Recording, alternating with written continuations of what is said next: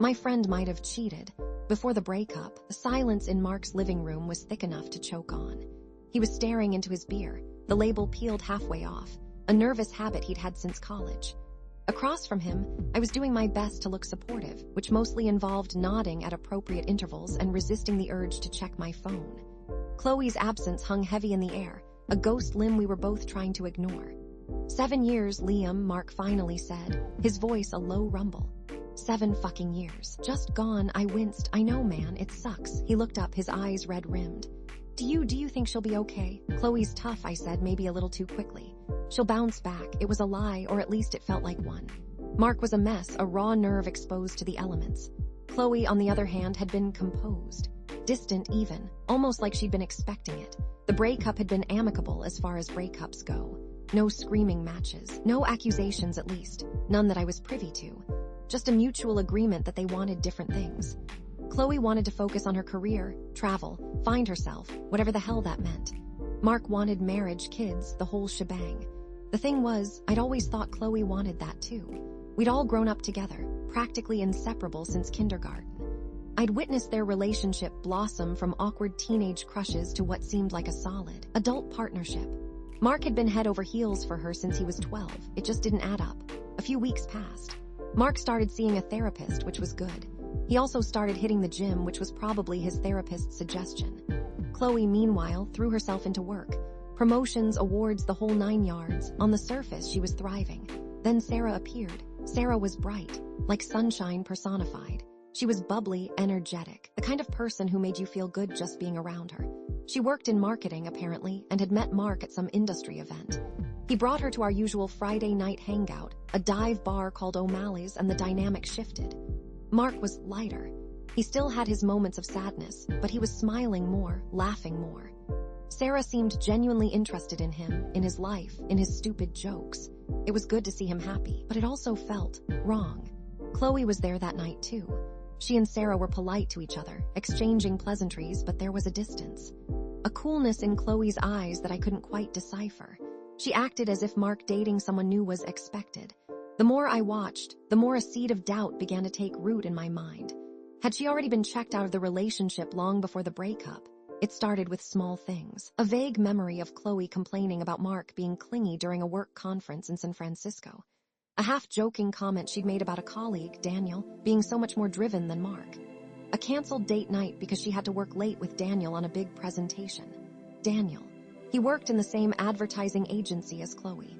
I'd met him a couple of times at office parties.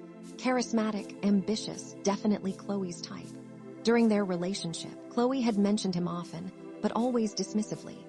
Daniel's such a workaholic, she'd say, or Daniel's always trying to impress the higher-ups.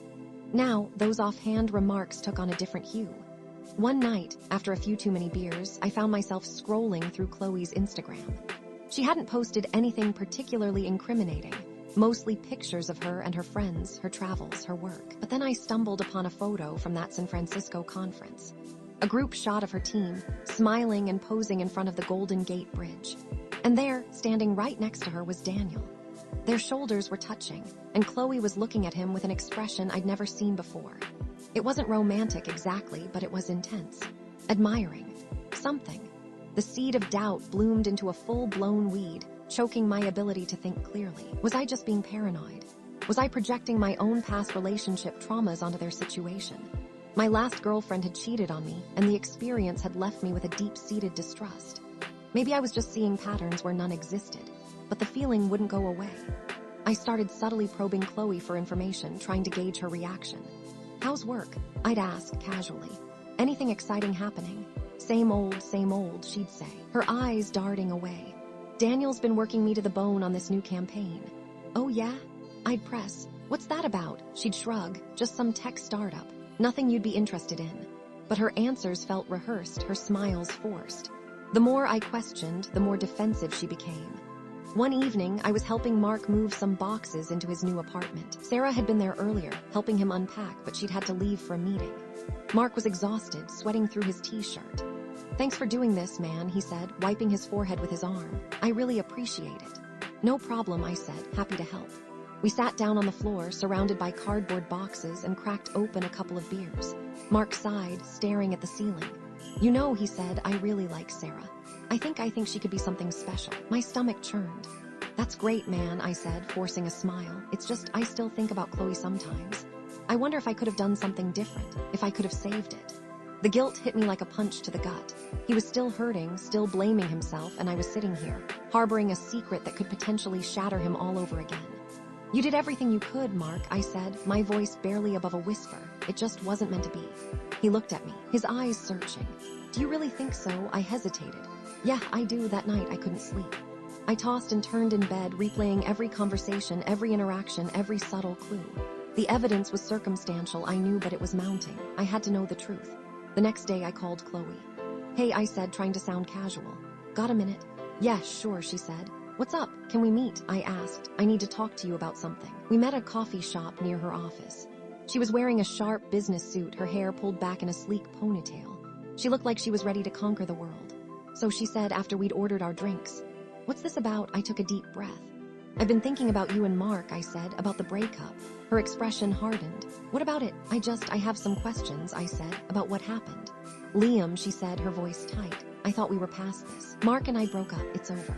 "Why are you digging up the past?" "Because I care about Mark," I said, "and I think he deserves to know the truth." "The truth?" she scoffed. "What truth?" "There is no truth, Liam. We just grew apart." "Is that really it, Chloe?" I asked, my voice rising. "Or was there something else going on, someone else?" She stared at me, her eyes wide.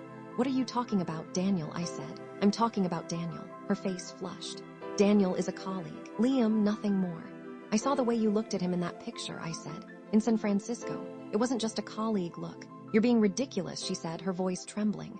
"You're letting your own insecurities cloud your judgment." "Am I?" I said. "Or are you lying to me? To Mark?" She stood up, knocking over her coffee cup.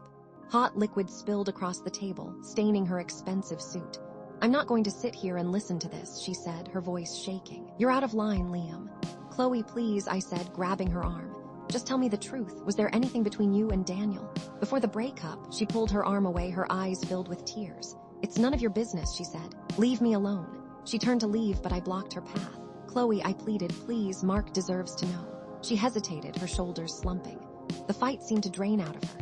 "Okay," she whispered, her voice barely audible. "Okay, fine." There were feelings. I waited, my heart pounding in my chest. "I started developing feelings for Daniel," she continued, her voice cracking. "During the last 6 months of my relationship with Mark."